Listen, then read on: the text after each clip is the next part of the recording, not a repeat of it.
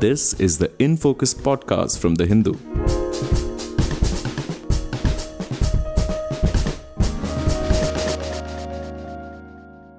Hello and welcome to the Hindus in Focus podcast with me, Amit Barua, your host for this episode. The 5th of August changed the course of history in Bangladesh. The images of a once powerful Prime Minister Sheikh Hasina fleeing the country in a helicopter will remain etched in memory for the momentous change it marked. A government led by the high-profile Nobel laureate Muhammad Yunus, once the target of Sheikh Hasina's high-handed actions, has taken charge of the country. It has significantly two young leaders from the student movement that took the country by storm and led to the far-reaching changes. Mr. Yunus and his government are taking steps to assure the minority Hindu community that they are safe in the country in the wake of attacks in many places. As the euphoria of change dims, the spotlight will be on how the interim government performs. What the students do in the days and weeks ahead will also be watched. They have already demonstrated their considerable influence. So what do all these life-changing events spell for Bangladesh? To explain the changes, I am joined from Dhaka by Mahfouz Anam, editor and publisher of the Daily Star newspaper. Welcome to the In Focus podcast, Mr. Anam. Thank you for inviting me. Mr. Anam, my first question to you, can you sort of situate these changes? They are really momentous changes and it takes some time to sink in. But can you situate these changes, in Bangladesh? What does it mean? Did you see it coming? And, where will all this lead? Well, first of all, I don't think any of us saw it coming. It was absolutely unimaginable.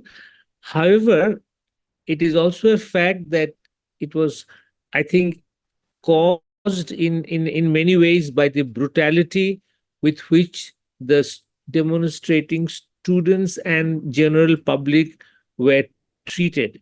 I mean, this fact really needs to sink into our mind that within a matter of a week, more than 200 demonstrators, and 200 is a very conservative figure. We stick to it in the Daily Star because we have been able to verify through police, through hospital record, morgue record, and family, testimony. So 200 is a very conservative figure. 200 demonstrators, students, hawkers who stay in the street, bystanders, onlookers, and some shots being even fired into, sixth floor balcony, something like that. So 200 demonstrators shot dead in a week. Now, if you go through your own files, I don't know if you will find any such incident with such huge death even in India or in other parts of South Asia. So how could a government get into such sort of a violent, sort of ferocious mindset? So whatever has been the developments over the years and the months of quota movement by the student, but I think the tipping point was the firing on the street, which absolutely revealed, the ferocious, undemocratic, brutal nature of Sheikh Hasina's government. So if I would like to situate it like this, there are obviously a huge amount of background, which I will address right now. But the tipping point was the way the demonstrations were handled. Now, going back into the background, over the years, Hasina government basically left no channel of democratic feedback. The opposition parties were crushed. Elections were manipulated in a way that only her party or the party she approved or candidates approved by her really got elected. So she deprived herself from a vibrant parliament which would have given her a feedback from what's going on. She deprived herself by oppressing the opposition, which itself is a channel of feedback. Now, oppositions in our countries are sometimes quite one-sided, but still it's a channel. She actually killed all forms of dissent through social groups, through civic bodies, and finally the media. Uh, there were such, if draconian laws passed. At the moment there are 9 laws that directly or indirectly affect the free media. 4 additional ones were in the offing, and the most ferocious act was an act called Digital Security Act, which empowered them to search, to arrest. Through, I mean, it is vicious. Now, so all these things over the years, in a way, What you're saying, deprive. Mr. Anam, is that she, in a sense, created the conditions for her the dissatisfaction with the government and eventually her ouster in the way we saw. 90%, if you like.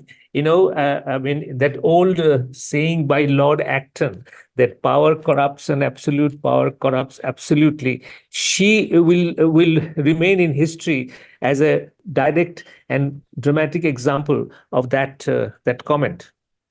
And what's your sense, Mr. Anam, now that we've seen these events?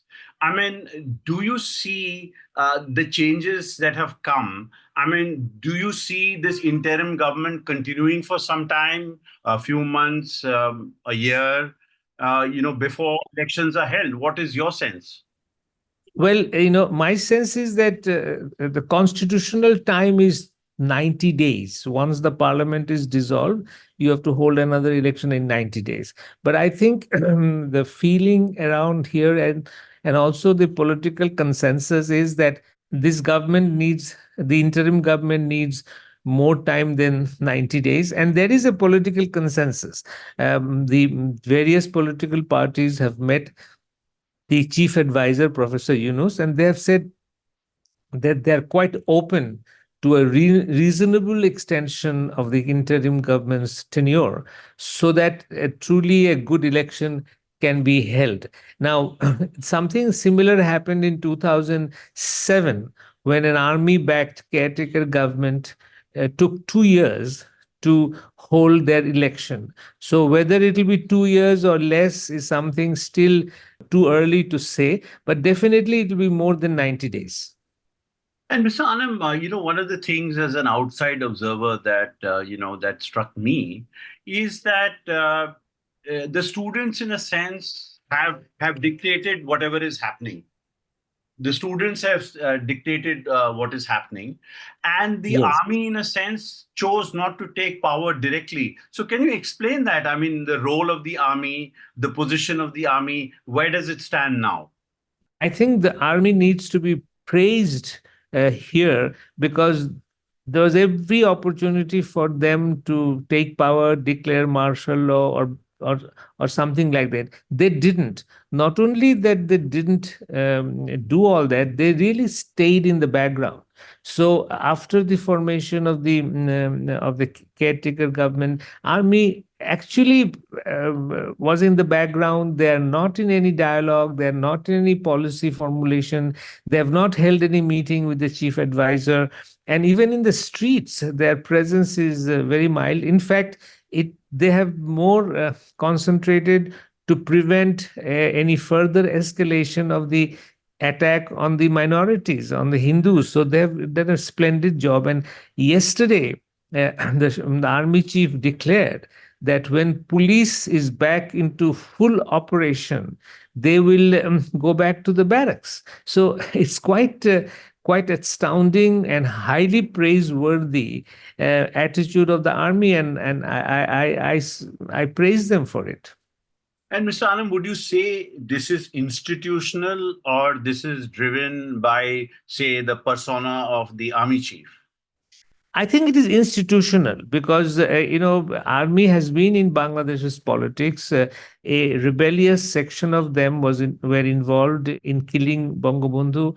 Then there was General Zia tenured, General Irshad was in power. So there has been a rather long history of army's involvement. But from 91, when Irshad was toppled through street demonstration, army has been quite reluctant. In fact, they are coming into sort of some sort of a role in 2007, was quite reluctant, and they were just one step away from the center of power. And they stayed there and they held the election, and really an election which was very good, and the election in which Sheikh Hasina got elected overwhelmingly. But moment the election happened, they went back to barracks. And then 2007, 8, till today, there was no army involvement till again the situation called for. So I would say that institutionally, army has got much deeper into the mindset of not interfering in the civilian governance process, remaining where they are. So that would be my response. That institutionally, army has matured and also realized that running a government is not their job. And does that augur well for democracy in your country, Mr. Anand? It does augur very well. But here I would like to add something. Army's involvement, I mean, before that, I'm leaving the pre 91 period out of my discussion, that political leaders will now have to become much more mature, circumspect, and also move away from a very, very disastrous political trend that we noticed was this rivalry between Awami League and BNP. It polarized the nation, it divided every institution. I mean, even journalists. We have a pro BNP journalist group, a pro Awami League journalist group. So this division went very deep.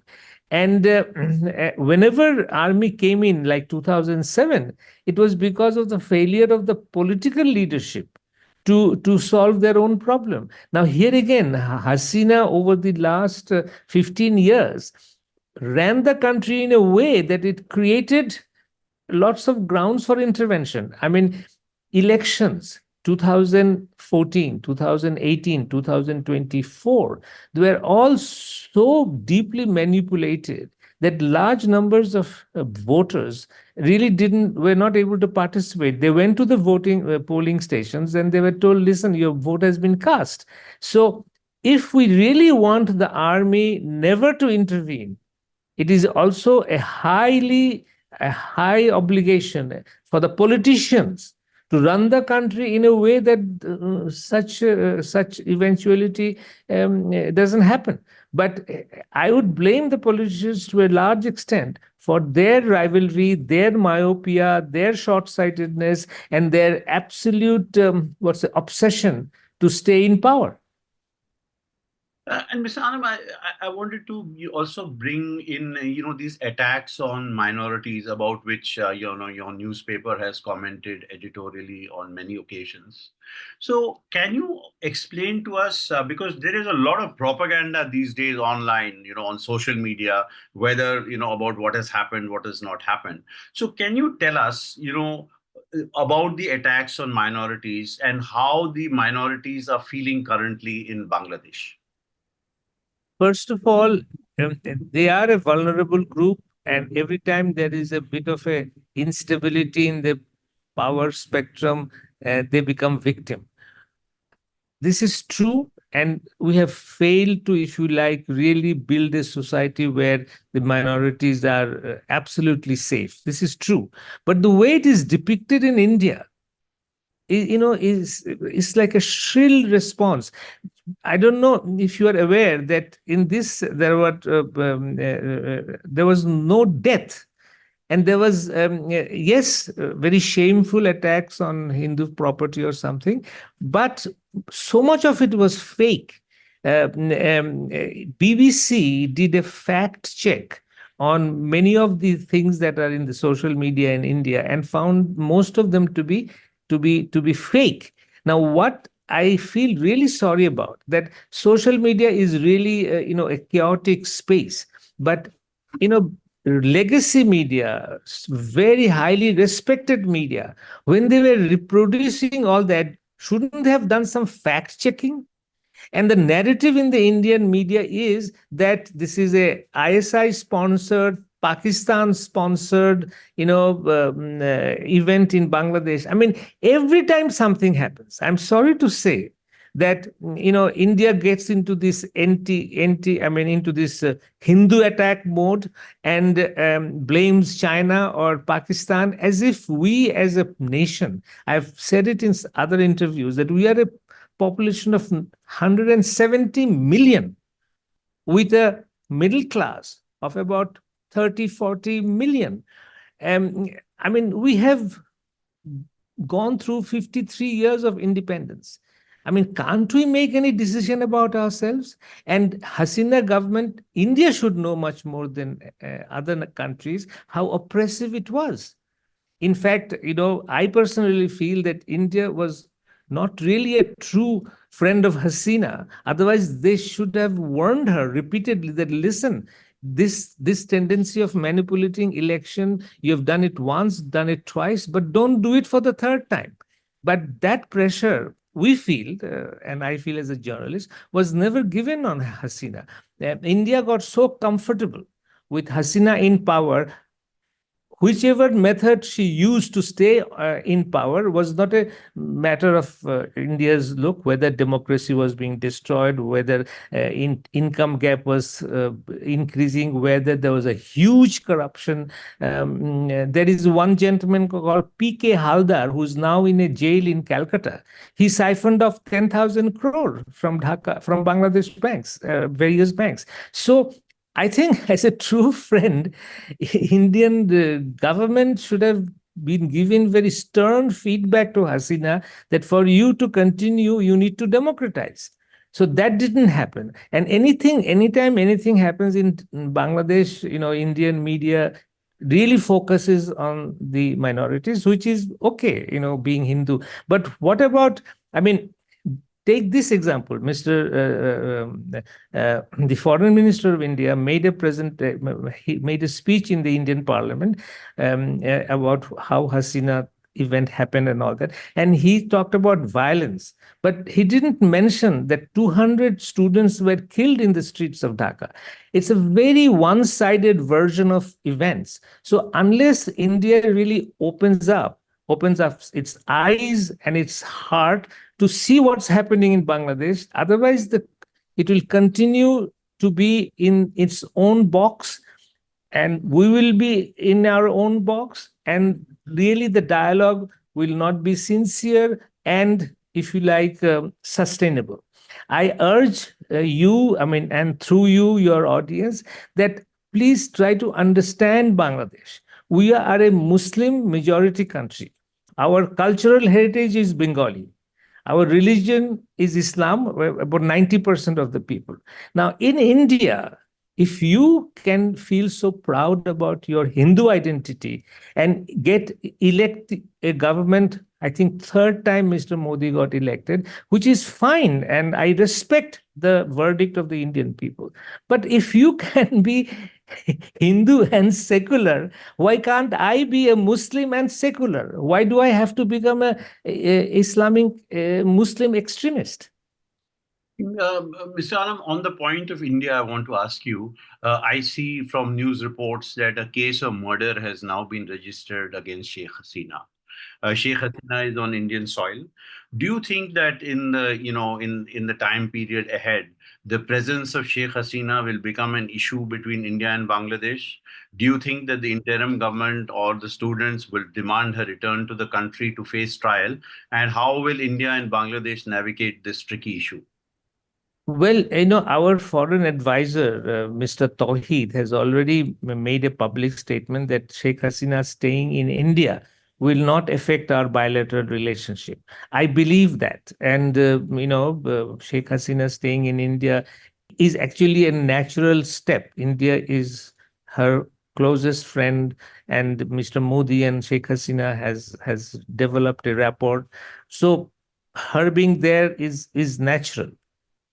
Whether it will become complicated, I think one issue will determine that, is that how politically active is Sheikh Hasina sitting in India. If she's just there for as asylum seeker, or staying there as a friendly country and basically, living a healthy life. I mean, and I didn't mean that she's leading a peaceful life. That will And be a one. non-political kind of life. Yes, yes. Yeah. Mr. Anam, on the issue of Sheikh Hasina, I see from the newspapers that a case of murder has been registered against her, for the people killed in the demonstrations. So what happens now? Does the presence of Sheikh Hasina become an issue between India and Bangladesh? What do you think might Well, happen? it is a bit too early to speculate, but I would like to mention that our foreign advisor, Mr. Tawheed, has already stated that Sheikh Hasina's staying in India will not affect our bilateral relationship. So that's a clear statement from the part of the interim government. Now, Sheikh Hasina staying in India on humanitarian grounds is one thing, but while she's staying there, if she becomes very active in running her party from there and asking her party activists to do this or that, basically being the politician that she is. So I think that is going to be the deciding factor, whether she's there purely as a citizen, as a person, as a political leader, or she actually resumes her activity in running her party. I think that will be a question which will really, in a way, uh, embarrass both sides. Bangladesh then will have to perhaps, relate their own concerns, and India as a government will also have to think that there is the bilateral relationship between the two countries, and there is a politician who is actively participating in running her party. So I think this is something to be seen, and that will be the perhaps the deciding factor. But on the other hand, the case that has been lodged against her is from one of the victims' family. Uh, how that will unfold is something to be seen. Mr. Anam, I'd also like to ask you, I mean, it's probably too early to judge the actions of the interim government. But what I would definitely like to ask you is, we saw the release of Begum Khalida Zia, and we also know that the Jamaat-e-Islami is a powerful political force in Bangladesh, and both these forces, as you explained to us earlier, were really subdued or put down with a heavy hand by Sheikh Hasina. What role do you think the BNP and the Jamaat will play, in the months Well, ahead? BNP is a well-established political party. It has been a part of our politics definitely since 1991 in a very democratic form. They got elected twice. Awami League got elected twice till from the third re-election, Hasina basically stayed on. So BNP definitely is a political party which has a lot of grassroots support.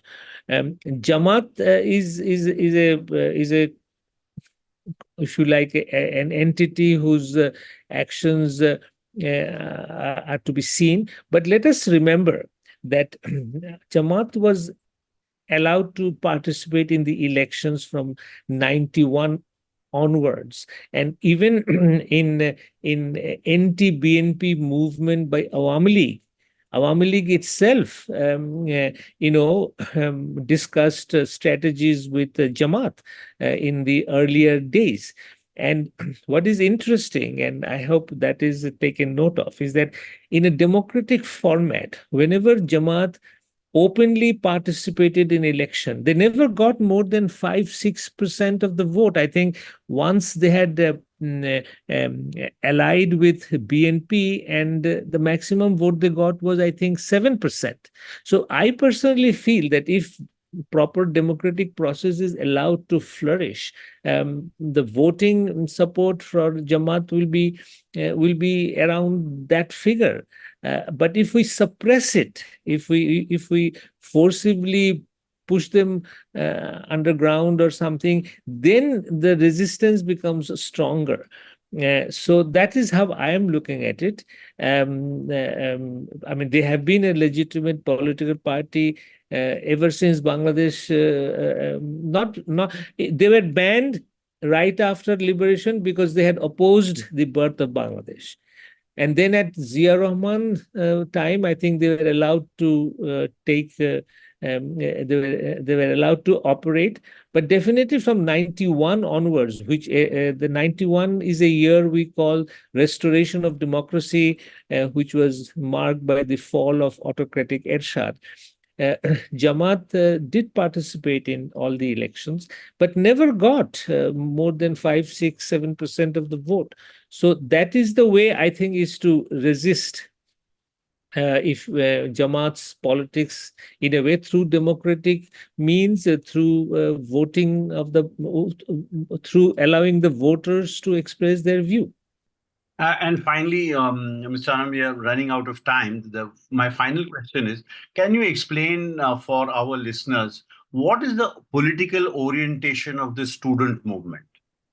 It is still unclear. They are not a political entity. They are a rebellious entity against the if you like oppressive government of Sheikh Hasina. But I think over time it will become revealed. They are a very nationalistic force, very proud for all their nationalistic rights. They are firm. I mean, they are proud of our liberation war heritage, but they are very critical of the way Sheikh Hasina ran the country. So it's really still unclear what is their philosophic orientation is. And plus, also let us remember that it would be wrong to think that they are all a very cohesive, a group. They came together to fight for democracy, fight for good governance. By the way, there's also something that has to be mentioned here is that after the toppling of Hasina's government, the students have behaved so far in a very matured way. What you see now is the Dhaka street traffic is being maintained by them.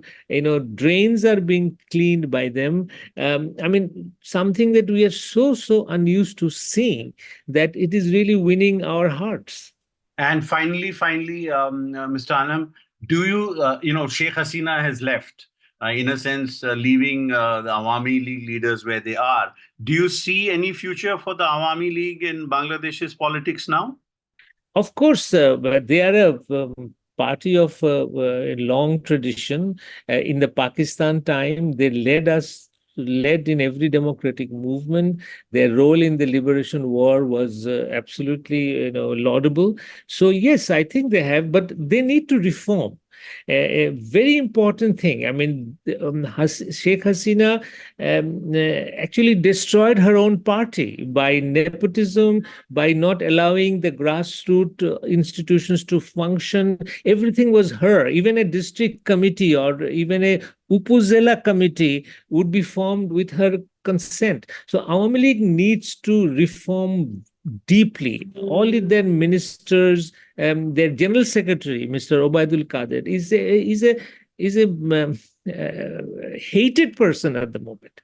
So Awami League to revive will have to do a lot of thinking, lot of reforms, but they will have I would say they will have a future only if they are able to convince the people that they have gotten rid of the habits that now have made them so controversial.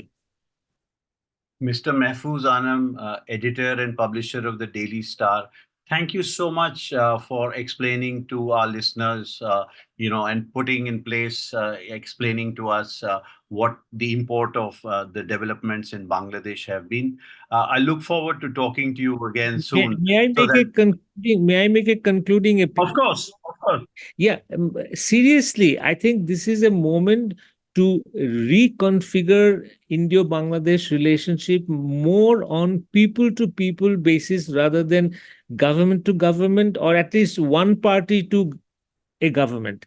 I mean, it is really very important. And I, as a firm believer of a win-win relationship between India and Bangladesh, I strongly feel.